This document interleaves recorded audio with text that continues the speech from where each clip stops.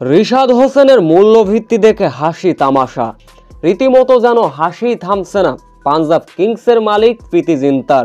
রিশাদ হোসেনের নিলামের ডাকের সময় যা ঘটেছিল বিস্তারিত জানতে ভিডিওটি না টেনে সম্পূর্ণ দেখার অনুরোধ রইল।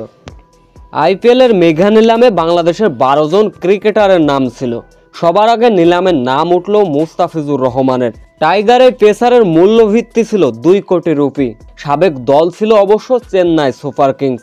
সবাই হয়তো আশা দেখেছিলেন চেন্নাই এবার রেখে দিতে পারে মুস্তাফিজুর রহমানকে, তবে শেষ পর্যন্ত মুস্তাফিজুর রহমানকে দলে ফেরাতে কোনো দলই আগ্রহ প্রকাশ করেনি, যার ফলে আনসোল্ড অবিকৃত থেকে গেলেন মুস্তাফিজুর রহমান। তৎক্ষণিক এরপরে আবারও বাংলাদেশি ক্রিকেটার রিশাদ হোসেনের নাম উঠল। রিশাদের মূল্যভিত্তি ছিল 75 লাখ রুপি। তবে শেষ পর্যন্ত মুস্তাফিজুর রহমানের মতো রিশাদকেও দলে ফেরায়নি কোনো দল। তবে এদিন ঘটে গেল অন্যরকম এক ঘটনা। রিশাদের মূল্যভিত্তি 75 লাখ রুপি দেখে রীতিমতো হেসে খুন হয়ে যান পাঞ্জাব কিংসের মালিক প্রীতি জিন্তা।